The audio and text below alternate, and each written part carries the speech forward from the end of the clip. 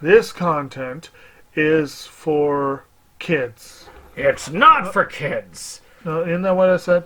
No, it's not for kids. If you are 13 years or younger, this is not for you. Do I have to kill somebody in order to actually make that point across? No, man, you don't have to kill no one. Wait a second. Oh, no. We return to our planet. The High Court may well sentence you to torture. He likes movies. We like movies.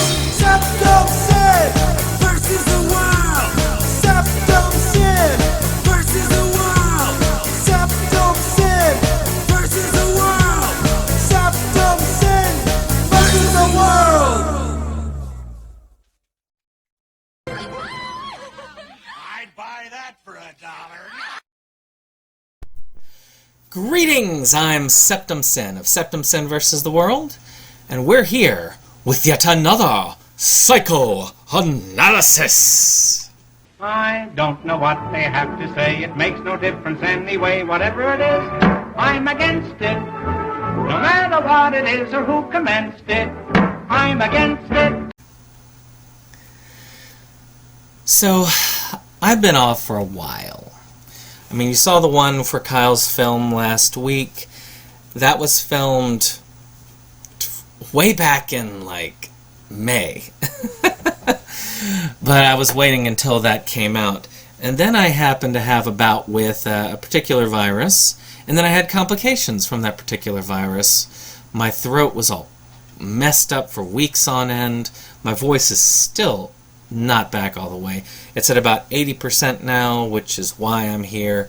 I may end up coughing some throughout this, but I'm going to try and do this without. I want to get this. I have been dedicating this for a while. I've had the script written for this forever. And now we're getting to Horrortales 666 Part 2. Oh yes, of course. Sometimes I lose my train of thought. One time I missed a train because I was looking at a girl.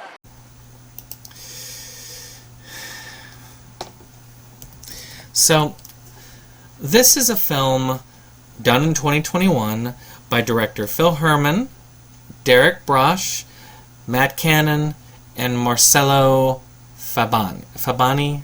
I apologize if I butcher your names. I'm not very good with names. Here to perform the Oscar-nominated, gorgeously empowering song, Let It Go, from the Oscar-winning animated movie Frozen, please welcome the wickedly talented one and only Adele Dazeem. And this one does not have any special features. I can't really show you the DVD itself. It's not YouTube safe. It's an off-colored remark. It was highly inappropriate. You want? I'll demand he's taxed. If you know what I mean. But it is still pretty fun. Essentially, this is another anthology film. If you've seen the first Horrortales 666, and again, look at that psychoanalysis for that. But this one follows our burglar, who is back. He didn't apparently die in the first one, even though that was there. And he's in a haunted house, yet again, where he must read more stories under the threat of death. I will kill you if you do not read the story. Ghost! So, let's just go quickly through which ones there are. There's one called Open House, which is about this woman who's had this kind of traumatic past, and she's working in the real estate business, and they're doing an open house. And I think this one has some good to it, but there's a bit of a dark turn, and we'll get more into that in our analysis. Then, of course, we have our last farewell of Mr. Perez, where a man reaches his 50th birthday, and as he's trying to get in contact with his daughter, he finds out the real reason why his mother went missing so many years ago, prompting desperation for a final goodbye. Then there's Sleigh Ride, which is a very entertaining tale about Santa Claus and his, sleigh time, as he finds that Mrs. Claus may be getting up to something more under the Christmas tree. Then there is the present, which has a couple celebrating their time together and spicing things up with a little bit of a fancy thing. And then finally, My Life, which is kind of a meta project where you've got Phil Herman making calls to different people about wrapping this film up and the making of the third film. So let's talk about the writing. The writing is actually pretty solid for any anthology tale. It's going to be up or down because it's an anthology tale. You got many different hats, many different directors, all putting together into a final format. The wraparound is very well written. I felt like it was very good at laughing at itself, and there are a few twists here and there that are fun. I really loved the Santa one. I mean, Sleigh Ride is just hilarious. The present is pretty good. It overstays its welcome by a little bit, but I think it is pretty good. And the others are also pretty fun. The acting is your standard B-movie fare. It's passable, but, it's what you expect. Joel Wynkoop, of course, as always, is a highlight in anything he's in. He just brings a lot of levity throughout any of these pictures that he's with. As far as production design, let's start with the splatter. Splatter is good, especially with the last farewell of Mr. Perez. Very good melting effects, very good gore effects, pretty well top-notch, maybe even above the B area.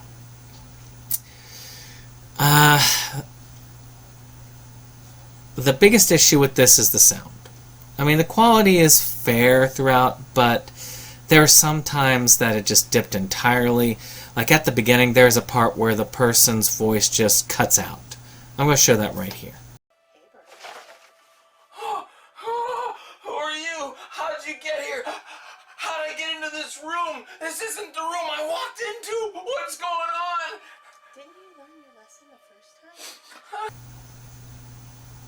As you could tell, he couldn't tell what she was saying at all, and that sucks. I'm hoping that we could get like maybe a trilogy set in the future, maybe put it on a Blu-ray, and have it to where they redo some of the sound, maybe get some voiceover here on her part so that you can hear it. I don't know. I mean, it wasn't filmed that long ago. You could get the actress back, and you could probably do like a little voiceover to just up it. Monkey's out of the bottle, man. Finally, the music. I mean, the Donner Party is great. The atmospheric music is atmospheric. It works for what it is. And I do love the ending theme. So, worth checking out. Again, I might just have to get some of the albums by these people. I don't listen to a lot of music on its own. I'm just, as I get older, I'm a podcast guy. I'm getting old. But it's still there. So let's wrap this up. This was a fun homage to the original film that was done many years back. I thought that the different stories were okay overall, some better than others, but that's how any type of anthology picture goes. And of course, where it comes to low budget, this was fun. I'd say that if you're a fan of the movie makers, if you like the original, you're going to like this film. The humor is there, and though they could have done better with the sound quality, I think overall, the fans are going to get what they want. So where are you going to get this? Well, this is available through the Sleazebox. Actually, I believe the sleazebox.com. Yep. Which I will put in the link down below. So you should check that out. Of course, if you are friends with Phil Herman or Joel Wynkoop, you've probably already seen this. But if you're Facebook friends with them, of course, you can approach them and ask to see if you can buy them. I would go to the sleeves box and get them, but however way you can do it, whatever way you can do to put the most money in the filmmaker's pockets as possible should be the way to do it. Well, that's been my review for Horrortales 666 Part 2. So now, I'm going to take a little bit of a break. But, let's see us back for the next part, where we do our film Psychoanalysis! Well, as you can see, I have a kitten here. So we're back for our Psychoanalysis. Of course, for our film Psychoanalysis, we have a lot of things to discuss. We go through beat by beat. We do an in-depth look. I even have a little bit of commentary. But that means that there's a lot of spoilers. So if you haven't seen this film, I want you to think about whether you want this spoiled for you. To me, I'd watch the film and then come back here and we can have fun together. But you don't have to. No mind? This little kitty. Look at this. Look at this baby. Look at her. Yeah. So the movie starts off pretty nice with a song with Donner Party. I think metal really goes well when it comes to these types of films. Metal and punk. Very good when it comes to Horrortales. Maybe a little bit of that ooh-like music. Yeah. Gentlemen, Ciccolini here may talk like an idiot and look like an idiot, but don't let that fool you. He really is an idiot. That kind of goes well as well. Good little text block kind of connecting the movie from the first. I do kind of like how they frame that the film is coming out many years later because we're waiting on the jail time to finish for the burglar. And it's interesting how he is breaking into this house. He's pretty bold just doing it during the middle of the day. But in reality, many burglaries happen during the day. It's because that's when most of the people are out there at work. It's not as conspicuous seeing somebody wandering around a house in the middle of the day. It's just the way it is. I do find it funny that he's quite conspicuously hiding from the owner behind a mailbox as she's leaving the house. So we also learn that he's been kind of encouraged by his significant other to go back to a life of crime because he doesn't have any other way to make money. This is his only skill. Inconceivable! So, after yelling exposition at the top of his lungs, which I think would get you kind of negative attention when you're burglarizing a house, the burglar hears the voice as he moves in, saying, "The best is yet to come." There's a lot of creepiness in the voice. I don't know if I did it quality. Let me play it for you. The best is yet to come. I mean, you see it kind of has that quality to it. When he's lured into this kind of room, per se, the owner appears behind him. This is probably where the worst sound quality is of the movie. I played a clip of this in my review. You just can't hear much of what she's saying. I don't know whether they didn't mic up or just it wasn't picking up, because you can hear what Joel is saying. And this is a pretty easy fix. They do a lot of voiceovers. Maybe in a re-release they could have her voice over her role. This was released in 2021, so it probably wouldn't be that hard. Come back and say, hey, could you record a few lines for us? We'll just put it over top of where you're supposed to be speaking. And I think that would just fix it right there. Even in the future, nothing works! Unless it's on purpose. If it's on purpose, I don't know why, but if it's on purpose, then we're good. So he's drawn to the computer room where he is tormented to start again in reading the stories. So I kind of like the Spider-Man stuff in the room. Again, I think this must be Joel Wynkoop's house. I love the nerdy stuff. this room here would be messy not long ago if you looked at it, so it would work. But he realizes too late he's in the predicament, and he's not allowed to leave. I kind of like this wraparound. I like the different cut-ins, the voices, the way they did it. It's a little bit longer than it probably should have, 17 minutes, but it did its job. So let's talk about the first film, which is Open House. This film really does a good job of setting up how I think they should have done it. It's the only one where you're given the title right away, which does make me sad because he's reading these stories. The opportunity to show the titles is right there. But the only way you're going to get the titles for any of the others is to look at the credits at the end. That's how I got them. So the first one is called Open House.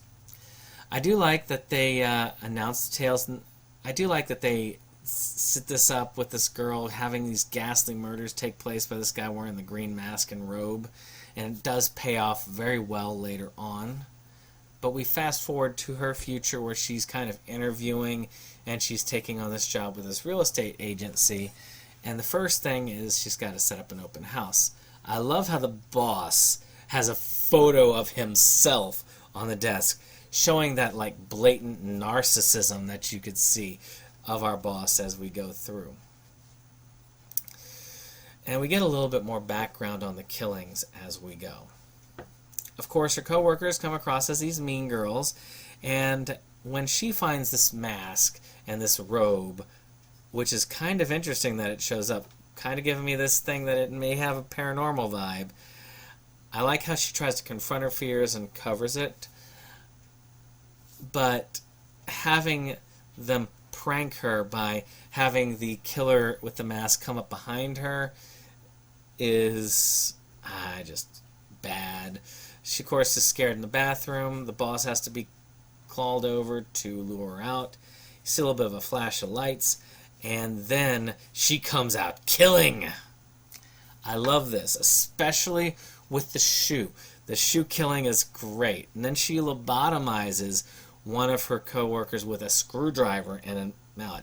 And for those of you who don't know about lobotomy, yes, a preorbital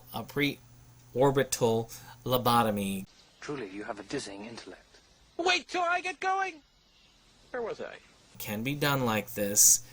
All it is you take a take an ice pick and a hammer, you hit it in the eye there, and you crack through the skull, and you swish, swish, swish, and that's how they did it back in the day. So I could see them doing it with a screwdriver.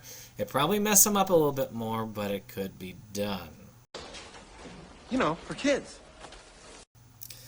And we go forward to the newly altered assistant with her showing off the house with an extra creepy smile. So we go back to a wraparound with Joel being taunted by the ghosts, as it kind of hints that Joel is actually in hell. And I wonder, as it hints over, as whether Joel did die in the first film, and we're just seeing him kind of justifying his presence in hell through this. So our second film is called The Late Farewell of Mr. Perez. Now this has this narration at the beginning where you kind of have this umbilical cord travel, again, symboling rebirth, pretty cool in that. And you get a man awakened by thunder on his birthday, his 50th birthday. As he tries to make some tea, his hand kind of gives out. You kind of get that feeling like, well, he's getting old maybe. But he goes to his email hoping to find word from his daughter because that's really the big thing for him. And instead he finds a reminder about his mother going missing with an email mysteriously from her. His mother tells him about the day that he disappeared and about aliens who are trying to guide humanity and fight against their enemies, which are trying to use humanity's advances against them. This is when his body starts to break down, when you find out that she left due to becoming energy when her own body broke down. He tries desperately to get a last message out to the daughter that he loves so much. This pulled a little bit of feeling out and a fairly strong scene, coupled with the really cool visuals, is pretty neat. They have this enemy alien come in and try and get him as he leaves the house, and the alien rips his arm out, but it's a little bit too late as his body finally fails and is beamed up to the mothership, which just blows up the enemy alien. I think that the enemy alien wasn't needed. I really feel like he could have just wandered out, shown the rest of the breakdown of the body, and then out with a little bit of a cutback to the daughter, as we know her time will come, and then they'll all be together in the end. So Joel is woken up from his in a state of sleep, and this time the story kind of electrocutes him. I don't know. I feel like there's some inconsistency there. I mean, I feel like it would have been maybe better if we just kept going with a slight show to the wraparound, maybe an electrocution after he's fallen asleep just to wake him up, but just having him go story to story, showing the titles as we go. But again, that's just me.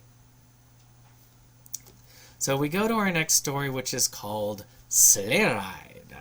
Very cool story where we go with these houses decorated for Christmas. I personally think that home decoration with lights should extend until the end of winter because it's so dark. And lights, I think the lights are perfect for that time of year. We're all kind of depressed. It really does add to the time. These are the kind of thoughts that kept me out of the really good schools. So Santa works to fatten up. I love the whole McRib and Coke joke. He gets a call from his father, who's kind of concerned about it. Say, "Are you ready for this?" And even volunteers to jump back in. He's like, "Nope, I'm good. I got this." There's some really fun little jokes inserted, like with the whole Housewives of the North Pole, Santa trying to break out his metal t-shirts. Santa's into metal. And I love the concept of Santa delivering gifts out of an SUV while metal is just blasting in the background. And of course, seeing the mask that he has to take on the way out really does a good job of ringing in the times. But he forgets his GPS, which I gotta wonder who uses a GPS these days when you got a phone. But he finds Mrs. Claus with the elf kind of stuffing her stocking, if you know what I mean. So he finds this rather conveniently placed chainsaw. I don't know about you, but I've never really found a use for a chainsaw in the bedroom. But maybe they get kind of extra kinky. I don't know. But he hacks him to bits. And decides, I'm going to wrap these gifts, and I'm going to give them to the naughty kids. And you see Santa going and delivering all these, even coming and jerking off to this woman in the shower. And I love the little bits of tinsel that fly to the floor. Again, hilarious. And we go to this Nightmare Before Christmas scene in the morning where the kids are unwrapping the body parts. It gives a great air. So Santa comes home, he's kicking back. But unfortunately for him, the elves are getting their revenge. This is really great. It just, 5 stars all the way. We'll watch again this holiday season. So again, our favorite burglar is back and is taunted by a voice as he gets back to the store. So, our last major story vignette is called The Present. Starts out with his wife making dinner. Looks like spaghetti and meatballs for her husband. The music has this kind of warm pornography kind of quality, which makes sense because you got the deep kissing and, of course, the later scenes, which makes sense for the pornography angle. Not only has the wife made dinner, but she's also obtained a special surprise for her husband. A woman she kidnapped. So they eat dinner, they kind of have this nice date night, and then they slaughter the woman, bathe in her blood, and have sex next to it. It's really twisted. I love how the music kind of starts to go to an off-key kilter as you discover what's weird and off about this.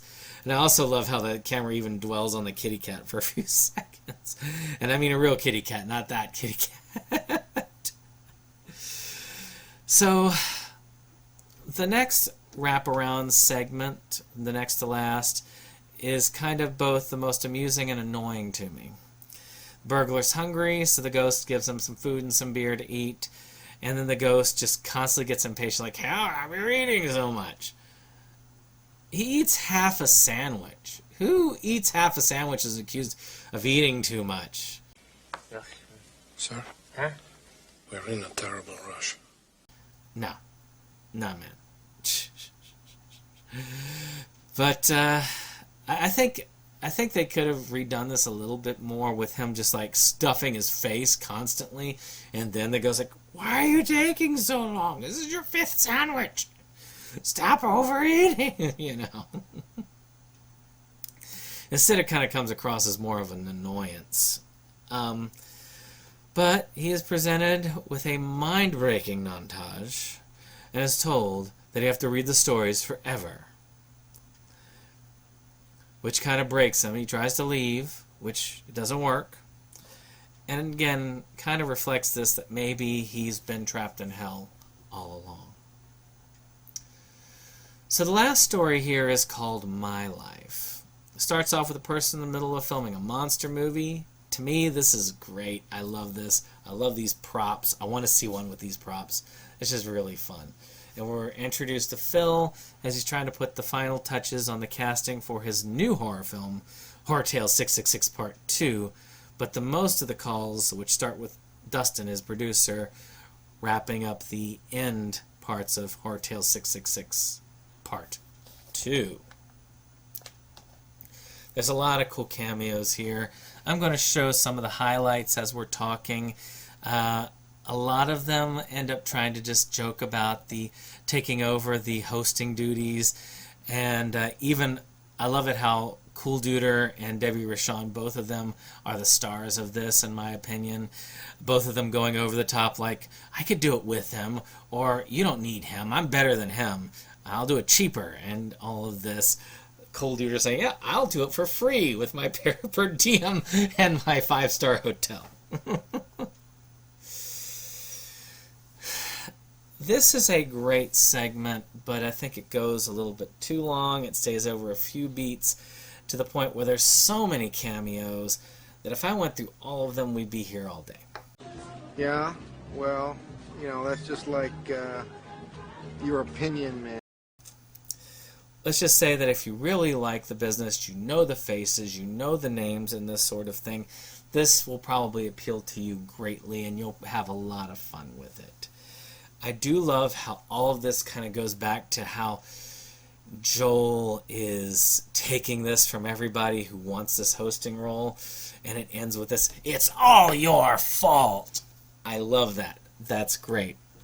And we come back to Joel as he finds himself back in the house again, as the voice tells him to read the stories with the phrase, the best is yet to come. And of course, he's looking in the camera, losing the rest of his sanity. So the credits wrap up with a pretty cool Donner Party slasher theme song, basically. And it bookends things well. There's a couple of little teaser things, or what do they call it, stingers, and they're fun. I love the little answering machine stinger, so it kind of wraps up fun, so definitely watch to the end. There's usually some amusing stuff written. I think it's worth checking out. I remember when Hot Shots was out, and they used to put like really funny stuff in the credits to get people to watch it all the way through. So, what is Horrortales 666 Part 2? Is it an homage? Is it a continuation? Is it something new? It's kind of a little of everything. This takes some of the best and worst of the short films in these types of genres and puts them together to have a fun little party for those who enjoy this type of thing. Is it for everybody? Of course not. But for people who love this kind of film, who love low-budget horror, this is a feast of possibilities. With a little bit of sound tuning and a little bit more, this particular film would be an extremely fun one for all to see. And as it is, this is still a really good film, and I look forward to the third in the franchise.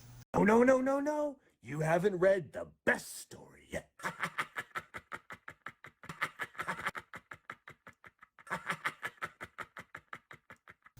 Well, this has been SeptumSin with another film psychoanalysis.